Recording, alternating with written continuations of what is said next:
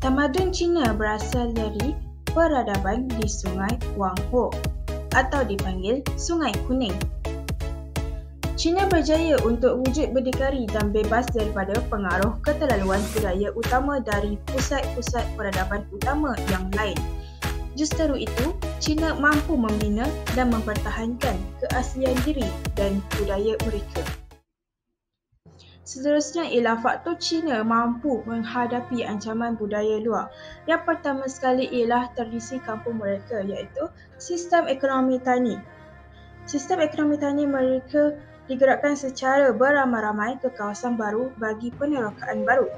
Sistem tali air dan saliran dimajukan selari dengan ideologi pemerintahan di kawasan baharu.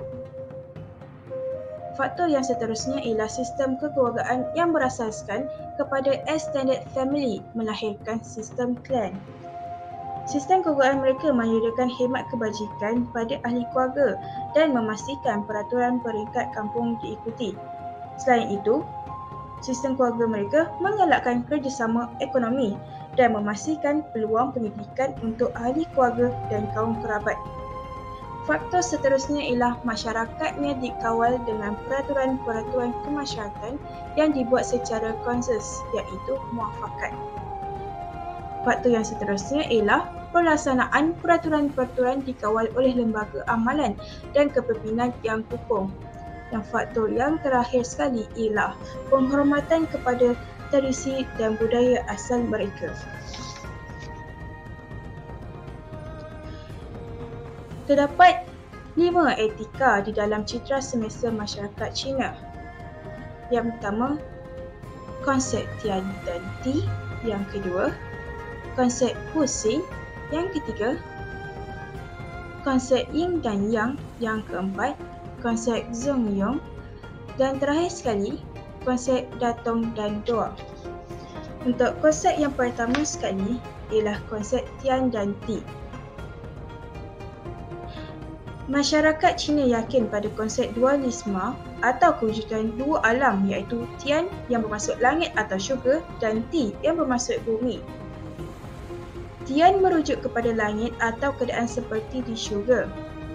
Ti pula berkaitan dengan bumi serta berperanan memelihara sekian makhluk di bumi. Dewa Tian merupakan dewa yang berkuasa dalam menentukan nasib dalam kehidupan manusia. Tian juga mempengaruhi pemikiran masyarakat Cina terhadap asas kepada perubahan dan pergerakan yang berlaku adalah apabila perubahan terjadi pada alam semesta. Untuk konsep seterusnya ialah konsep Pusing. Pusing yang bermaksud 5 unsur.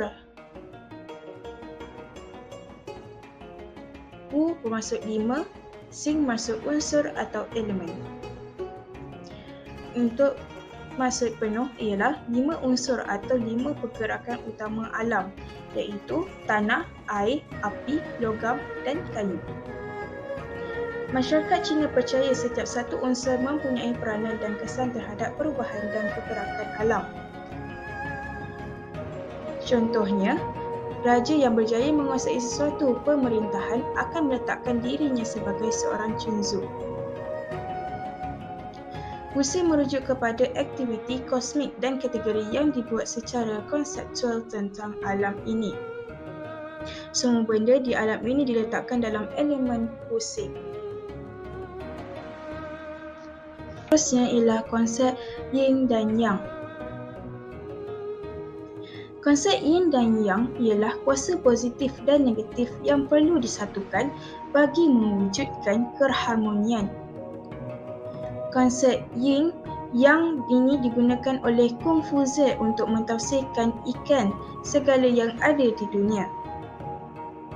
Masyarakat Cina melihat fenomena terbagi kepada yang terdiri daripada ciri-ciri yang saling memerlukan.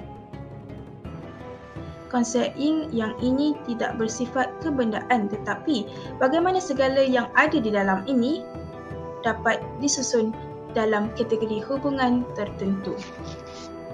Untuk konsep yang seterusnya ialah konsep Zongyong.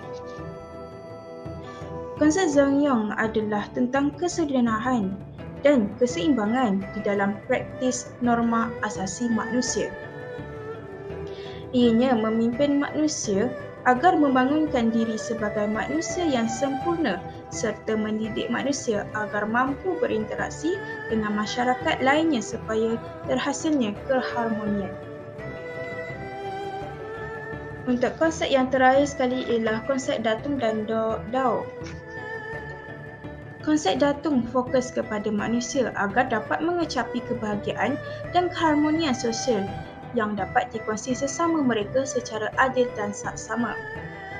Konsep Dao bermaksud jalan merujuk kepada set peraturan etika atau tata tertib moral yang mesti diamalkan oleh setiap individu. Seterusnya ialah nilai-nilai etika di dalam peradaban Cina. Nilai-nilai etika dalam peradaban Cina berfokus kepada masyarakat Cina. Nilai etika terbagi kepada dua. Yang pertama ialah 5 hubungan wulan. 5 hubungan tersebut ialah: pertama sekali, hubungan antara pemimpin dan rakyat. Ajaran Confucius menekankan kepada hubungan ini disebabkan ia menggariskan tentang cara pemimpin memerintah negaranya. Seterusnya ialah hubungan antara ibu dan anak. Anak-anak juga bertanggungjawab untuk menyembah dan berkorban sembahyang roh ibu bapa apabila mereka telah meninggal dunia. Anak-anak dianggap anak yang tidak taat atau derhaka jika mereka mengabaikan tanggungjawab mereka. Yang ketiga ialah hubungan antara suami dan isteri. Suami tanggungjawab yang besar iaitu ketua keluarga dan isteri pula mewakili sifat yin iaitu lebih pasif bersifat menuruti kata suami serta menghormatinya. Yang keempat ialah hubungan antara adik-beradik. Sikap sopan santun yang perlu diamalkan antara saudara yang muda dengan yang lebih tua. Haruslah bersatu padu, bermuafakat dan saling tolong-menolong demi keharmonian keluarga. Yang terakhir sekali ialah hubungan antara ibu bapa dan anak. Anak-anak juga bertanggungjawab untuk menyembah dan berkorban sembahyang roh ibu bapa apabila mereka telah meninggal dunia.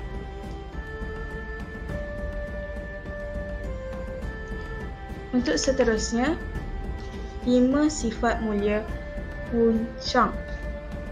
Yang pertama sekali ialah Ren, yang bermaksud peri kemanusiaan. Teras bagi akhlak mulia manusia kerana ia tercetus daripada konsep kemanusiaan. Dasar kepada setiap hubungan sesama manusia, orang yang memiliki Ren adalah orang yang tidak mementingkan diri sendiri dan menghulurkan bantuan kepada orang lain iaitu sanggup berkorban. Yang kedua ialah Ai Yi, yang bermaksud kebenaran atau keadilan. Kebolehan individu untuk mengenal pasti antara perkara yang baik dan yang buruk, lebih kepada intuisi manusia untuk melakukan sesuatu yang benar tanpa mempedulikan natijah daripada perbuatan tersebut. Yang ketiga ialah Li, yang bermaksud kesopanan atau kesusilaan. Peraturan hubungan sesama manusia yang konkret serta prinsip-prinsip umum susunan sosial dalam masyarakat, merangkumi aspek ritual atau pelaksanaan upacara-upacara serta set-set nilai yang merupakan panduan untuk tata tertib yang betul. Yang keempat ialah Qi atau Z, yang bermaksud kebijaksanaan. Kebolehan individu membuat keputusan untuk bertindak, bersikap futuristik, mengambil kira kebarangkalian situasi atau impak yang bakal dialaminya daripada tindakannya. Yang terakhir sekali ialah Sin atau Zin, layak dipercayai. Sifat yang layak dipercayai oleh orang lain. Selain percaya diri sendiri, perlu juga mendapat kepercayaan daripada orang lain, iaitu teras penting dalam hubungan sesama manusia.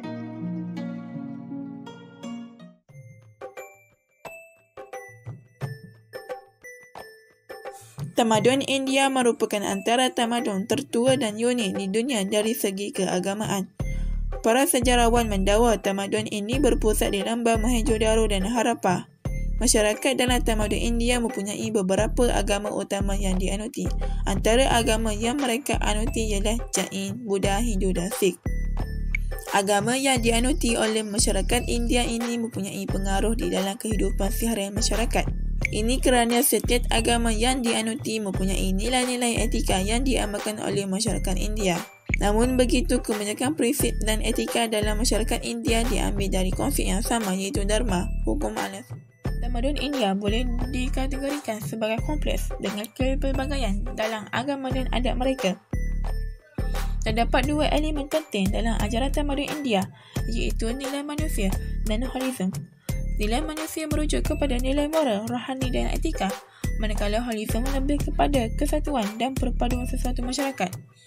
Budaya dalam tamadun India banyak mengajar nilai-nilai dalam kehidupan melalui latihan dan pengalaman serta bertoleransi dengan orang lain. Kitab Veda merupakan kitab suci yang utama dan tertua dalam agama Hindu. Ia juga merupakan sumber utama kepada konsep Dharma yang merupakan tunjang utama dalam tamadun India. Oleh kerana itu, kitab Veda diangkat sebagai kitab yang mempunyai kuasa yang tinggi berbanding dengan kitab lain. Kitab Veda ini banyak digunakan dalam aktiviti keagamaan. Perkataan Veda berasal dari perkataan Ved yang bermaksud membawa pengetahuan. Kitab Veda ini mempunyai beberapa jenis, antaranya Rig Veda, Yajur Veda, Sama Veda dan Atharva Veda. Bhagavad Gita merupakan bahan rujukan masyarakat India dalam bahasa Sanskrit yang menceritakan dialog antara Krishna dan anak muridnya Arjuna. Bhagavad Gita mempunyai 700 ayat-ayat suci yang merupakan sebahagian dari kisah epik Mahabharata dalam agama Hindu yang memberikan panduan terhadap keinsafan diri. Bhagavad Gita juga terkenal sebagai permata kebijaksanaan rohani masyarakat dalam tamadun India. Manusmriti, satu teks undang-undang yang paling awal yang dirujuk oleh orang Hindu, ia dikenali sebagai Undang-Undang Manu. Manusmriti menyatu pelbagai aspek kehidupan seperti perkahwinan, kewajipan lelaki dan wanita dalam serta masyarakat dan juga upacara penebusan dosa kerana melanggar kod tertelaku. Ramayana berasal daripada bahasa Sanskrit iaitu Rama dan Ayana yang bermaksud perjalanan Rama, yang menceritakan bagaimana Rama mengorbankan semua kesenangannya demi kesejahteraan kerajaannya. Penceritaan ini telah memberi pengajaran nilai kemasyarakatan dan nilai kemanusiaan. Kamustra merupakan teks yang menceritakan bagaimana berjaga nafsu, membuang ego, menahan diri, membicarakan sifat cinta, kehidupan keluarga dan beberapa aspek kehidupan dan fitrah manusia lain. Jataka merupakan kumpulan kisah dongeng yang mengandungi 547 buah puisi dan cerita yang mewakili penjemaah Siddhartha Gautama dalam bentuk haiwan dan manusia. Nama pada adalah koleksi ayat ajaran agama Buddha. Lebih ayat ini dianjurkan seseorang individu memiliki kekuatan dalaman untuk melawan kejahatan nafsu, kebencian dan kejahilan. Terdapat 6 prinsip dalam etika India iaitu Dharma, Satya, Ahimsa, Artha, Kama, Vidu. Dharma adalah prinsip utama dalam tamadun India. Dharma menitiberkan kebahagiaan seluruh kehidupan termasuk haiwan dan tumbuhan. Satya menekankan konsep amanah dan kebenaran.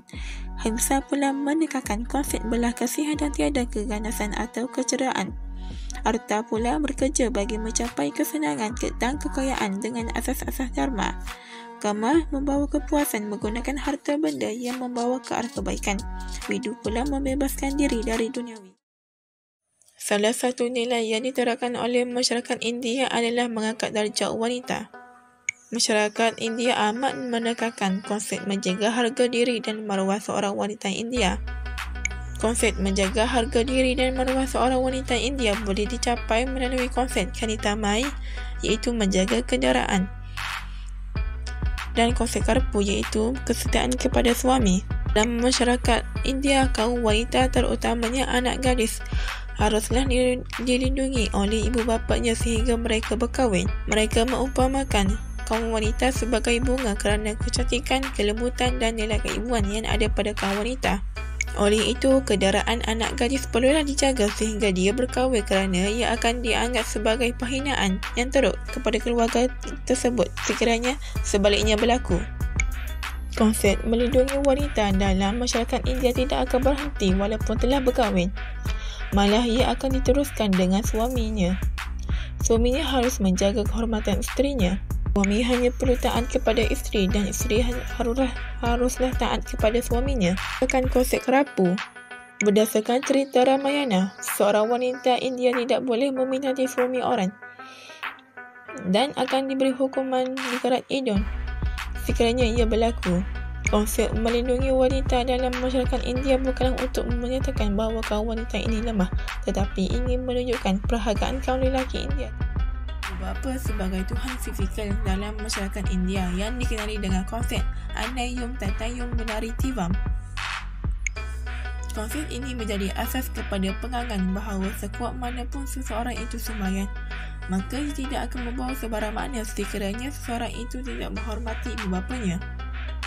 Dalam masyarakat India, ibu bapa haruslah dihormati oleh anak-anaknya. Sekiranya anak-anak menyakiti dan tidak menghormati ibu bapanya, maka anak itu tidak akan berjaya dalam kehidupan, sama ada dari segi pembinaan ataupun kerohanian. Dalam budaya masyarakat India, anak-anak perlu sujud pada kaki ibu bapa mereka untuk mendapatkan restu setiap hari setelah bangun dari tidur, ataupun mendapatkan restu sebelum membuat sesuatu perkara penting, ataupun sesekurangnya pada perayaan perkahwinan dan hari kebesaran. Anak muda dalam masyarakat India juga menunjukkan hormat kepada orang tua dengan menanti orang tua duduk sebelum dirinya duduk. Orang muda juga tidak dibenarkan untuk menyilang kaki di hadapan orang tua, terutamanya ibu bapa, guru dan Atithi Devo Bhava merupakan satu konsep penting yang diamalkan oleh masyarakat India. Konsep ini membawa makna tetamu itu bersamaan dengan Tuhan. Atithi Devo Bhava berasal daripada bahasa Sanskrit yang mana kandungannya adalah ayat-ayat yang diambil dari kitab Hindu dan dijadikan sebagai panduan dalam tata laku masyarakat Hindu. Masyarakat India akan merasa hebat sekiranya ada tetamu yang datang ke rumah mereka. Mereka akan menyambut tetamu itu dengan penuh hormat dan memberi sepenuh perhatian kepada tetamu itu walaupun tetamu itu adalah musuh mereka. Adalah menjadi kewajipan bagi tuan rumah untuk menjemput masuk dan memberi layanan terbaik kepada tetamu mereka. Hal ini dapat membuka jalan mereka untuk mencari penyelesaian kepada permasalahan yang berlaku. Dalam etika yang diamalkan oleh masyarakat India, ketika menghidangkan makanan kepada tetamu akan diberikan talai walai ilai, iaitu bahagian hujung daun pisang sekiranya makanan dihidangkan dengan menggunakan daun pisang. Hal ini kerana daun pisang merupakan simbolik kepada keutamaan dalam masyarakat India dan merupakan usaha murni tuan rumah untuk menjaga hati tetamu. Setelah selesai makan adalah digalakkan untuk melipatkan daun pisang tersebut ke arah diri tetamu itu. Perbuatan ini merupakan simbolik yang menunjukkan bahawa tetamu itu menerima dan menyukai makanan yang dihadapkan oleh tuan rumah. Salah satu asas dalam kehidupan masyarakat India adalah hidup bermaruah dan menjaga harga diri yang dinyatakan dalam karya agung Tirukural. Mereka sanggup memilih kematian yang terhormat daripada hidup maruah yang tercemar. Mereka juga mengamalkan bahawa lebih baik hidup bersedekah daripada hidup mewah daripada hasil pendapatan yang hina. Mereka juga percaya bahawa sesiapa yang menyalahgunakan harta kuil, maka hidupnya akan rosak binasa. Oleh itu, masyarakat India amat mementingkan meruah diri dengan menyerah hidupnya sendiri dan tidak menumpan hidup pada kekayaan ataupun waringgi orang lain. Masyarakat India juga menjaga maruah dengan mengawal diri mereka daripada ego dan godaan dunia. Konsep ini diamalkan oleh masyarakat India dengan berpuasa. Amalan berpuasa ini dilakukan oleh masyarakat India untuk menunjukkan keikhlasan dan mengucapkan terima kasih mereka kepada dewi mereka. Masyarakat India juga merupakan masyarakat yang merendah diri dengan mengamalkan konsep Namaste. Konsep merendah diri dan mengenal malu ini ada ditekankan dalam kitab Veda. Namaste merupakan salah satu isyarat yang digunakan oleh masyarakat India untuk menyapa satu sama lain. Mereka mengatakan perkataan Namaste selari dengan perbuatan simbolik tangan yang bermaksud hello. Masyarakat India mementingkan nilai kebersihan termasuklah kebersihan luaran dan dalaman. Kepercayaan dalaman masyarakat India adalah setiap kali seseorang itu membersihkan badannya, maka dia perlu mengingati bahawa jiwanya juga perlu dibersihkan. Mereka juga mengamalkan makanan vegetarian yang juga dikaitkan dengan konsep kebersihan dan mengelakkan penyiksaan kepada sebarang kehidupan. Ini kerana masyarakat India menganggap makanan daging dan kehidupan laut sebagai tidak bersih. Nilai kebersihan dalam konsep vegetarian ini dipandang tinggi dan orang yang mengamalkan nilai ini turut dihormati. Tamadun Barat. Zaman Greek Klasik. Perkataan falsafah diperkenalkan oleh Pythagoras pada 500 sebelum Masihi. Perkataan falsafah berasal dari kata akar filosofi, iaitu mencintai kebijaksanaan atau to love wisdom. Sistem dan nilai etika barat bermula pada zaman Yunani kuno atau klasik. Di dunia barat, falsafah etika iaitu falsafah klasik ataupun antikiti telah wujud dan berkembang dalam kalangan bangsa Greek pada beratus-ratus abad sebelum kelahiran agama Kristian. Antara tokoh-tokoh Greek yang terkenal pada era antikiti tersebut ialah seperti Socrates, Plato dan Aristotle. Selepas kelahiran agama Kristian, falsafah antikiti terus berkembang ke pusat-pusat pengajian Kristian seperti di Rom, Syria dan Alexandria. Manakala aliran-aliran pemikiran seperti Stoicism, Epicureanism dan Neoplatonism pula adalah antara beberapa aliran penting yang wujud selepas era antikiti yang dikenali dengan era Hellenistik ataupun Roman. Seterusnya, selepas abad ke-17 dan sehinggalah pada era moden dan pasca moden, peranan falsafah di barat telah mula meminggirkan peranan agama dan menjadi sebati dengan sains tabi'i dan ilmu-ilmu empirikal yang lain. Di era ini, falsafah mula mengambil alih peranan wahyu dan dalam sesetengah keadaan, falsafah menjadi musuh kepada teologi dan juga agama. Maka, falsafah barat moden, tidak terkecuali falsafah etika barat, adalah falsafah yang terbina berteraskan elemen-elemen seperti humanism, rasionalism dan empirisism. Akibatnya, falsafah barat menjadi sekular lantaran ia melihat dunia sebagai suatu realiti yang terpisah daripada pencipta dan lebih bersifat pragmatik dan utilitarian. Perkembangan ilmu falsafah pada abad ke-7 sebelum Masihi menyaksikan banyak nilai etika diterapkan dalam nasihat-nasihat Plato, Aristotle dan Pythagoras, dalam juga kisah-kisah rakyat. Pythagoras banyak berfalsafah tentang menghargai nyawa manusia dan haiwan. Ia juga dikaitkan dengan amalan vegetarian dan larangan menumpahkan darah manusia dan haiwan.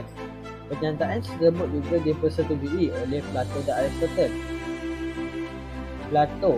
Plato menerima falsafah sebagai tidak lain daripada pengetahuan dan kajian yang mendalam tentang segala benda yang ada, manakala ahli falsafah pula yang disebut sebagai manusia yang dicintakan kebenaran. Aristotle pula menarifkan falsafah sebagai disiplin ilmu yang menyelidik asas dan sebab pada semua benda yang wujud di alam fana ini.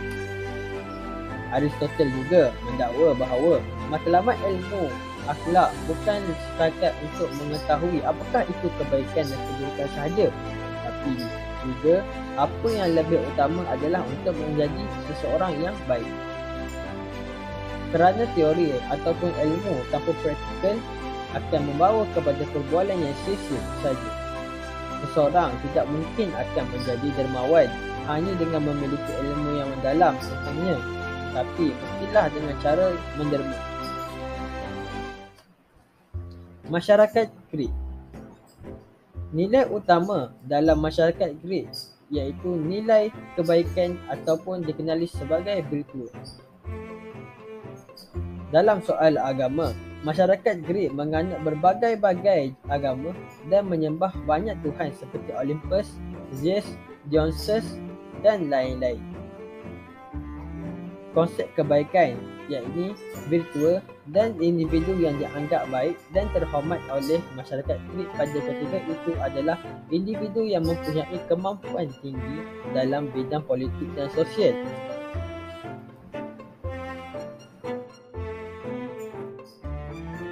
Aliran pemikiran terbahagi kepada tiga, iaitu Socrates dan Plato, Pythagoras dan Aristotle. Pythagoras.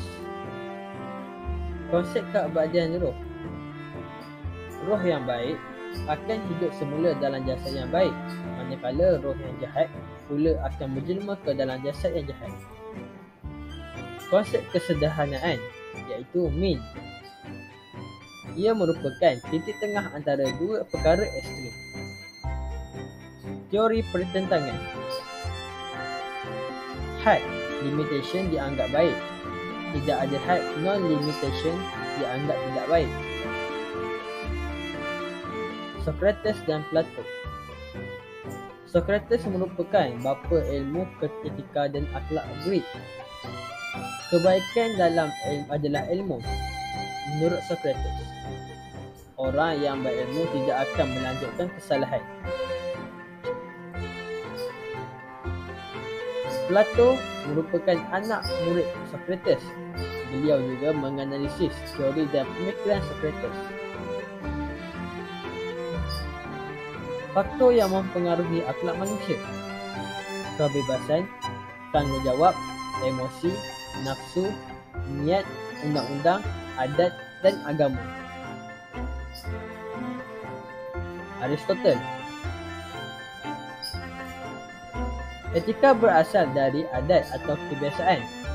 Ia adalah hasil daripada proses membiasakan diri dalam melakukan sesuatu kebaikan. 3 unsur penting dalam jiwa manusia menurut Aristotle, iaitu peradaban, iaitu feeling, kudrat, kapasitis, keadaan jiwa, state of character. Etika dalam jiwa manusia: jiwa rasional, kebijaksanaan, falsafah, ingatan, kemajuan untuk belajar. Jiwa tidak rasional: kesederhanaan, keadilan dan keberanian. Zaman Hellenistik dan Kristian.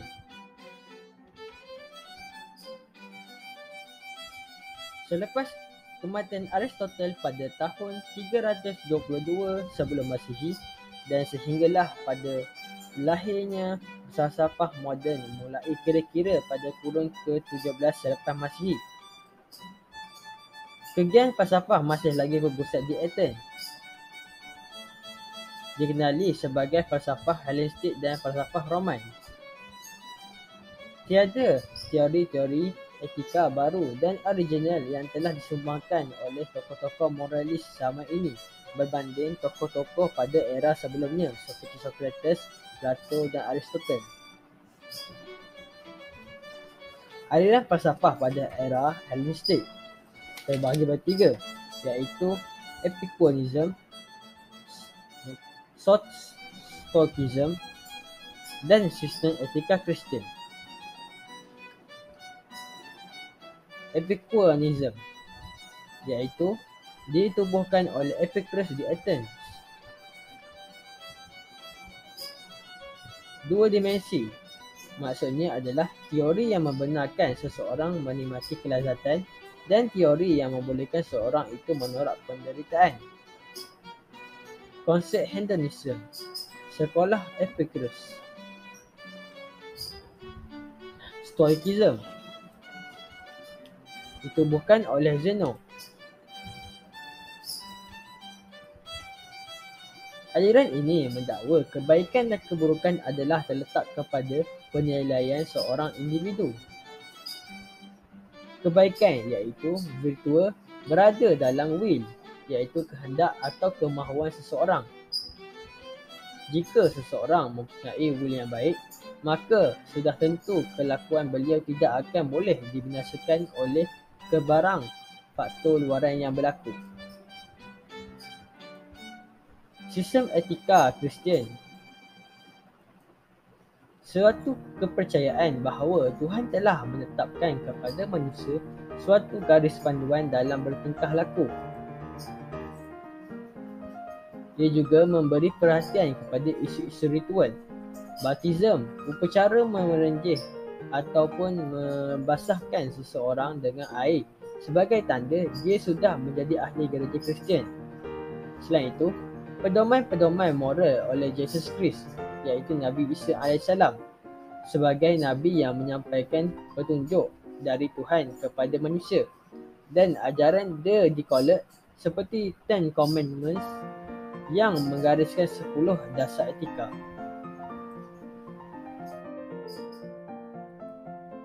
Nilai etika dalam tamadun barat terbahagi kepada dua.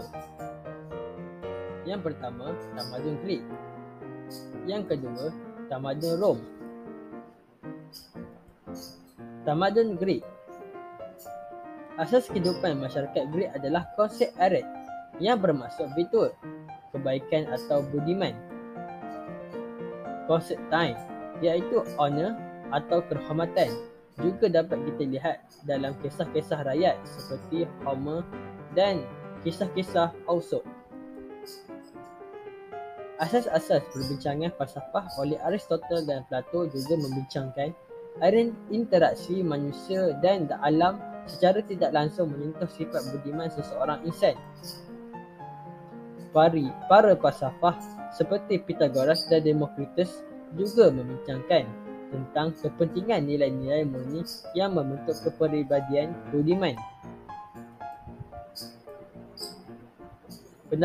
Pada pendapat mereka iaitu Pythagoras dan Democritus, pembinaan kepribadian budiman atau berintegriti merupakan suatu yang amat penting bagi membina kebahagiaan masyarakat dan kejayaan negara.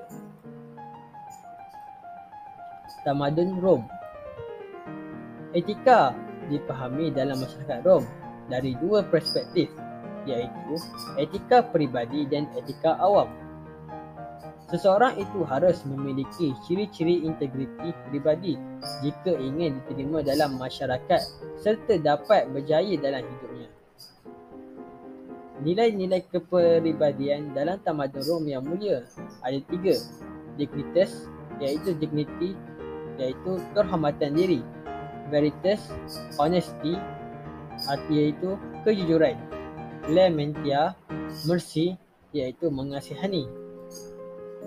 Apabila berada dalam masyarakat atau pemimpin masyarakat, seseorang itu juga diharap menghayati beberapa nilai seperti equita, fairness iaitu kesamaan, justitia, justice iaitu keadilan, libertas, freedom iaitu kebebasan, dan nobilitas, nobility iaitu budiman. Penghayatan nilai. Terdapat persamaan nilai-nilai etika dalam peradaban tamadun di Asia. Nilai-nilai etika juga ini perlu dihayati bagi semua lapisan masyarakat bagi mencapai keharmonian dan kesejahteraan hidup. Pemahaman dan penghayatan nilai etika pelbagai tamadun membolehkan masyarakat menghormati dan menanam sikap bertoleransi terhadap masyarakat lain. Tamadun yang mementingkan pencapaian pembangunan yang seimbang antara perspektif kebendaan dan bukan kebendaan wajar dijadikan panduan bagi melahirkan warga negara yang maju secara holistik.